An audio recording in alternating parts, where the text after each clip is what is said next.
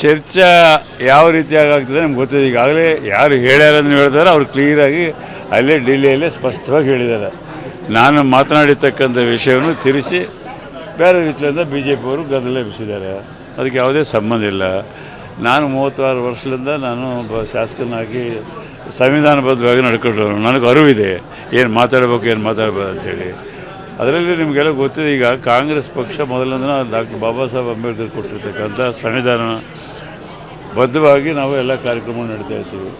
ನಮ್ಮ ಹೈಕಮಾಂಡ್ ಸಹಿತ AICC ಈ ದೇಶದಲ್ಲಿ ಯಾವುದೇ ಕಾರಣಕ್ಕೆ ಬಿ ಜೆ ಪಿಯವ್ರ ಬಾಯಿಯಿಂದ ಅನೇಕ ಬಾರಿ ಬಂದಿದ್ದು ಸಂವಿಧಾನ ಬದಲಾವಣೆ ಮಾಡ್ತಕ್ಕಂಥ ವಿಷಯಗಳು ಅನೇಕ ಬಾರಿ ಬಂದಿರತಕ್ಕಂಥ ಸಂದರ್ಭದಲ್ಲಿ ಸಹಿತ ನಾವು ರಾಷ್ಟ್ರಾದ್ಯಂತ ನಾವು ಸಂವಿಧಾನಬದ್ಧವಾಗಿ ನಾವು ಮುಂದುವರಿಬೇಕು ಅಂಥೇಳಿ ಆ ಸಂವಿಧಾನ ಕಾಪಾಡಲಿಕ್ಕೆ ನಾವು ರಾಹುಲ್ ಗಾಂಧಿ ಅವರಿಂದ ಹಿಡಿದು ನಮ್ಮ AICC ಅಧ್ಯಕ್ಷರಿಂದ ಹಿಡಿದು ನಾವೆಲ್ಲರೂ ಮಾತನಾಡ್ತಾ ಬಂದಿವೆ. ಅಂಥ ಸಂದರ್ಭದಲ್ಲಿ DK ಶಿವಕುಮಾರ್ ಅಂತವರು ಭಾಳ ಜವಾಬ್ದಾರಿಯುತವಾಗಿ ನಡ್ಕೊಂಡವರು ಮತ್ತು ಪ್ರದೇಶ ಕಾಂಗ್ರೆಸ್ ಅಧ್ಯಕ್ಷರಿದ್ದಾರೆ, ಅತ್ಯಂತ ಸೀನಿಯರ್ ನಾಯಕರಾಗಿದ್ದಾರೆ. ಅವರಿಂದ ಆ ಮಾತು ಬರಲಿಕ್ಕೆ ಸಾಧ್ಯನೇ ಇಲ್ಲ.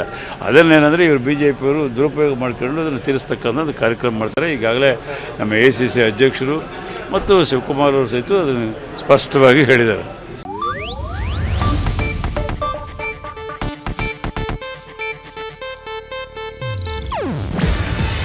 ಇದು ಏಷ್ಯಾನೆಟ್ ನ್ಯೂಸ್ ನೆಟ್ವರ್ಕ್ ಪ್ರಸ್ತುತಿ.